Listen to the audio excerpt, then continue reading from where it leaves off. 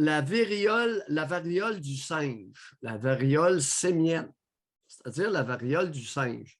Ce matin, il y a un article dans les journaux de l'Empire québécois. Hey, c'est pas drôle, cette maladie-là.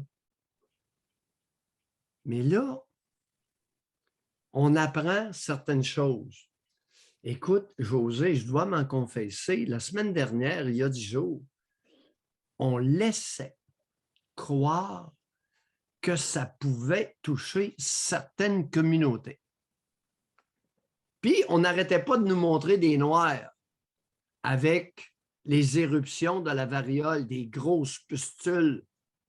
À la télévision, puis dans les journaux, ils nous montraient des noirs. Moi, je pensais que c'était la communauté noire. C'est pas ça, José. C'est la communauté homosexuelle. Ben oui, mais vous savez ce qui s'est passé? La nouvelle, quand elle est sortie sur le site de Radio-Canada, OK? La première fois, la communauté gay touchée par la variole du singe. OK? Hey boy, le journaliste s'est fait ramasser, là, incroyable. C'est ça, tu pointes une communauté, c'est parce que l'info, il faut en donner. Si c'est là que ça se passe, il faut que les homosexuels le sachent qu'ils ont plus de chances que les autres. Oui.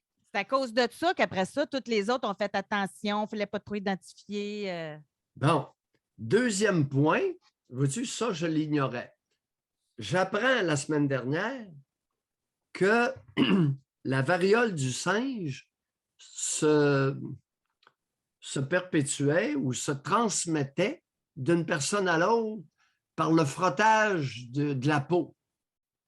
Hein? Et là, José, j'attendais patiemment, j'en ai pas parlé, mais le frottage de la peau, là, c'était pas.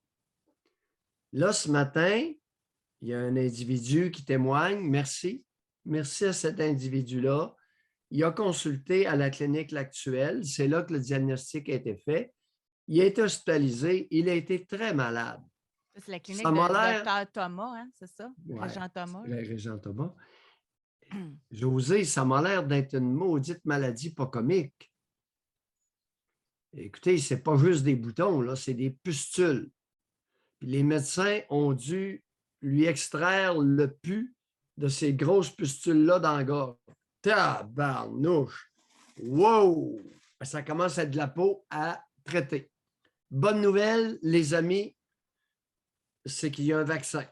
Bon, alors, si c'est vrai que ça se répand chez les homosexuels, faites-vous vacciner. Bon, l'histoire du frotti-frotta de la peau, si c'est vrai, normalement, ça devrait se répandre autant chez les hommes homosexuels que chez les femmes homosexuelles, moi, que mon chez les hypothèse, hétéros.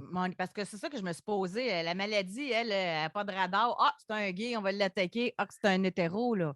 Mais je me dis, ça doit être anal. C'est ça? José, Il y a plus de relations anales chez les gays, je pense. Je ne sais pas. José, je n'en ai aucune. Et là, tu me devances. J'aimerais ça que Régent Thomas nous donne l'heure juste sur l'état des connaissances scientifiques actuelles. C'est quoi cette maladie-là et elle se transmet comment? Il y a peut-être des madames qui vont apprendre que leur mari est gay. Tu vois ton conjoint venir à la maison. Chérie, je sais quoi.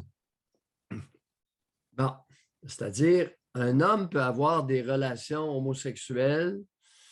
Non, je ne continue pas ma phrase parce qu'elle n'est pas vraie. Non, mais c'est parce qu'on le sait qu'il y en a des faux maris, là. Oui. Tu sais? Fait que. C'est-à-dire des vrais maris, mais des faux, ouais.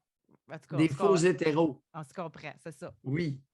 Alors, c'est une maladie dont on attend plus d'informations scientifiques au PC. Au PC, ça veut dire au plus colis. Ah, moi, c'était au plus Christ. On a chacun nos... On a chacun nos blasphèmes. Alors,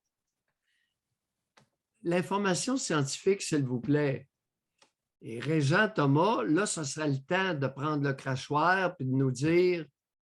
Puis si, Régent, Mais ils ne Si, connaissaient pas ça. Quand ils ne savaient pas, c'est une première, il n'y avait pas d'informations, c'était tout nouveau, il n'y avait pas beaucoup de documentation là-dessus. là, cette semaine, OK?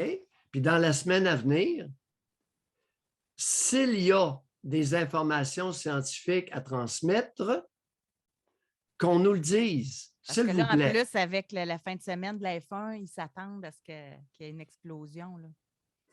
Je vous ai. L'être humain a soif de connaître. L'être humain a besoin de connaître. Pourquoi? Pour se comporter. Alors là, n'oubliez pas, il y a au moins une bonne nouvelle, il y aurait un vaccin. Quel est, Régent? On aimerait ça connaître, d'après toi, d'après les connaissances scientifiques actuelles, quelle est l'efficacité du vaccin? Comme la polio, 100% ou presque? Ou comme notre virus chinois, la COVID? Je ne le qualifierai Non, pas, on va non, être non. retiré Non, des non, ondes. c'est ça, exact. Exactement. Chers abonnés, n'oubliez pas, écoute, José, tu sais, j'ai beau pas aimer Trudeau, il arrive à l'occasion que je ne me réjouis pas de ce qui arrive. Qu'il y a une troisième COVID, vous voulez parler, là? Avec tous ces vaccins? Là? Alors, notre premier ministre du Canada aurait reçu minimalement 2 vaccins antivirus chinois. Il aurait fait 2 fois. Il aurait été testé positif 2 fois. Est-ce qu'il est? Mais là, c'est sa troisième, là. Oui. Il a été testé depuis janvier 2 fois déjà. Puis il est double. Là, il nous dit heureusement que j'ai été vacciné.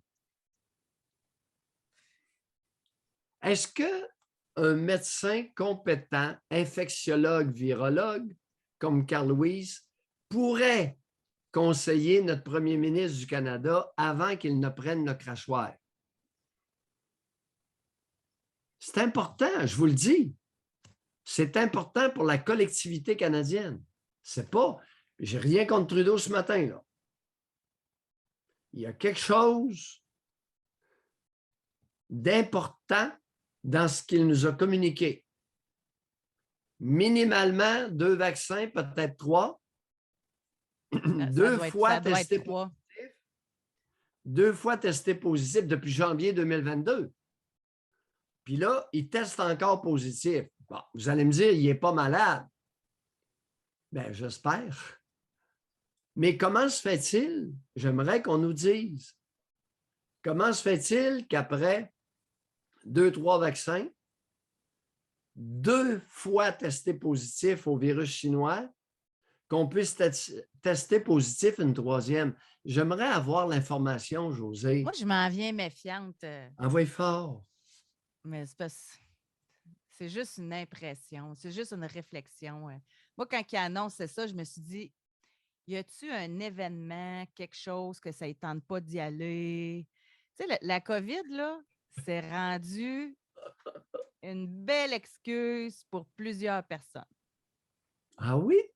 Oui, Me dis-tu? oui, j'en connais qui se sont vantés d'avoir utilisé ça pour ne pas rentrer au travail, pour toutes sortes de raisons. Ouais. Ouais. Parce Oui. qu'après 3 vaccins, 3 COVID, come on.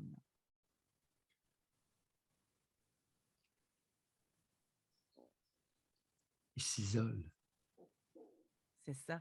De Bon. qui? Alors, ce qui nous manque, ce sont des connaissances scientifiques reconnues. Est-ce que, à l'heure actuelle, si Justin Trudeau, notre premier ministre, a vraiment testé positif dans le contexte qu'on vient de décrire, est-ce qu'il est infectieux? Est-ce que, même s'il est testé positif, est-ce qu'il a des symptômes? Et est-ce qu'il est infectieux? Est-ce qu'il peut infecter d'autres personnes? J'aimerais ça le savoir. Non? C'est trop demandé, José?